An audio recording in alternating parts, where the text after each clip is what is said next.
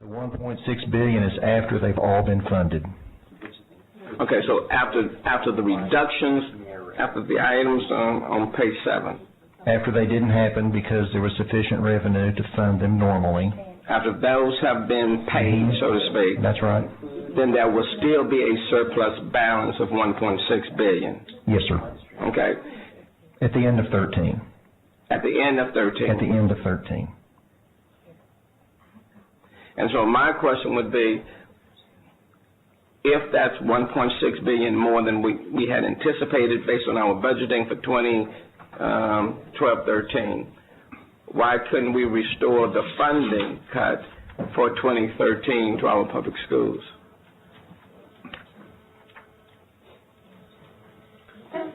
If you let me go to the last page of my presentation, I can help you with that. Okay, page 10 is identification of some of the supplemental needs you have, and I won't sidetrack you here, Mr. Turner. I'm going to come back. I've already talked about the $3.9 billion. Right. The brush fires, $183 million, and correctional managed health care, current estimate is $60. Let's add those together. What do you got? $4.1 billion. Right.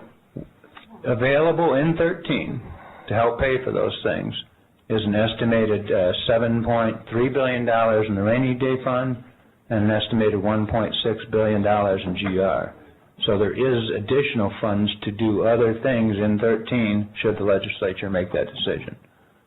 And again, my view, speaking for me, Mr. Turner, District 139, even when I take into account the things that are on page 10, they do not rise to a higher priority than the $2 billion cut that's being made, that our public schools are having to incur in 2013. And if I were to prioritize where I want to spend my money, like families do it all the time, I still would place public education, the $2 billion cut, above everything that's cited on page 10. And so my question is, why would we not restore the cut to our public schools for 2013? Unless we make a decision that the things on page 10 are of a higher priority than the kids in the state of Texas.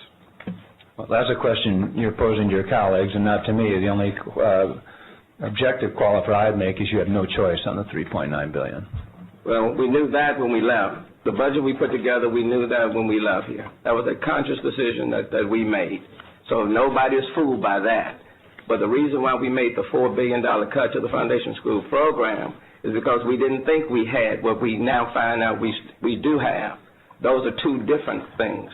It's one thing to make an intentional cut shortage on Medicaid, and we made a conscious decision to carry that forward.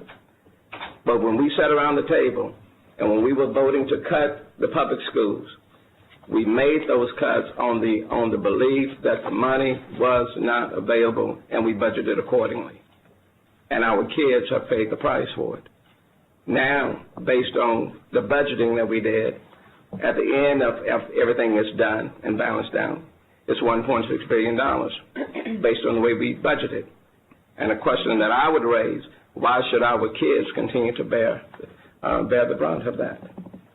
And I think we have an opportunity in this year, 2012, to meet the needs of Texas children in 2012. Why should we not come back to a special session now and address the needs of our children now? Not 2013, but right now. That's the question that I would pose to the committee, Mr. Chairman. Jimmy Dodd.